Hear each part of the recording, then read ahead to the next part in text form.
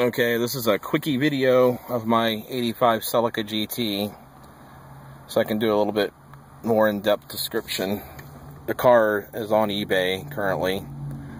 This car has been sitting around for about 4 or 5 years, I guess. At a minimum of 3, I know that because there's an old oil change sticker up here from 2010, and the mileage was 106, but now it has 108,536.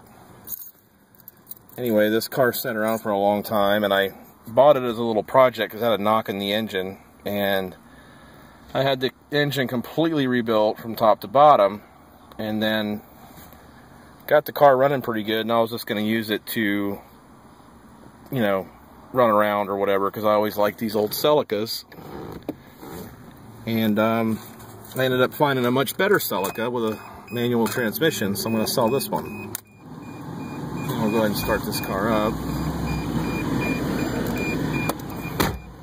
Do a little test drive here. Now, the AC works, it's cold. The little button doesn't illuminate anymore right here, but it is blowing out cold.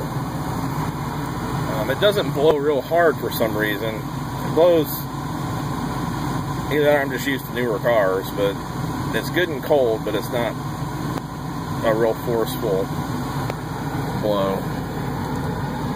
The headlights, the pop-up headlights are stuck. They won't go up or down. I don't know what the problem is. I never checked into it. But the lights do work. However, the tail lights blew a fuse, and whenever the tail fuse blows, the radio quits working. So I think one of the wires behind the radio, maybe the illumination wire, is shorted out, and I just haven't checked into it yet. But I'm sure that's the issue, because the radio was working good, and so did the tail lights 2 days ago.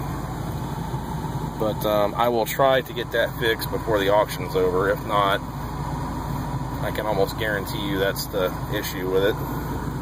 There's a little crack in the console here, and there's sun damage on the seats and on the rear panels, and the carpet's pretty much faded here and there. But the dash is pretty good, except for the top of the instrument cluster here. And if we're sitting outside for a long time, it's in pretty good shape. So we'll go ahead and drive this car around the block. Now, another thing you'll notice is the oil pressure gauge and the temperature gauge work when they want to. The gas gauge, it works, but it's not very accurate. And the voltage gauge is not, the alternator is actually putting out what it's supposed to put out. And I think there's some kind of some corrosion in the cluster. And also I noticed the clock doesn't work anymore either, so it did work. That may have something to do with the radio and the tail lights too. But this car runs great. It's got a new fuel pump. The engine's been rebuilt completely. It's got tilt wheel, cruise control. It's always been in Sarasota as far as I know. And the brakes work good. It rides pretty good. Could probably use some detail work, like the wipers need to be painted and things like that. I'll drive it around the block real quick, and as you can see, the speedometer and the tachometer are working real good. And you know, I think the temperature gauge, maybe it does work. One or the other, the oil pressure or their temp, has a mind of its own. Sometimes they work, sometimes they don't. And the voltage, like I said, if you check it at the battery, it's putting out the correct voltage. For some reason, the gauge just doesn't show that. So I'm pretty sure there's something corroded in the harness that plugs into the back of it, because it's got new sending units on the engine. So anyway, got the AC kicking. It's working pretty good. We got the Transmission shifts real nice. The overdrive button works good. You can see right there. Brake lights work good.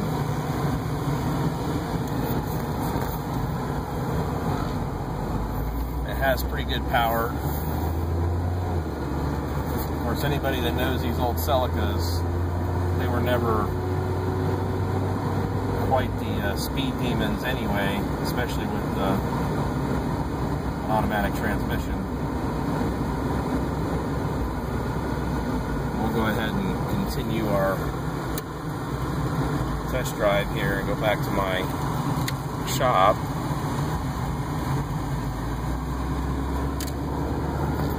And of course, I'm just a real big fan of older Toyotas in general, real made Japan Toyotas. I think the new ones are junk. Since about 95 or so, most Toyotas are 100% junk if you ask me. But these are the real deal, built in Japan, good rear-wheel drive Celicas. And last a long time. Unfortunately, this one sat, I think it sat out in the sun quite a bit in its life. I'll park it right here and we'll walk around the outside of it here.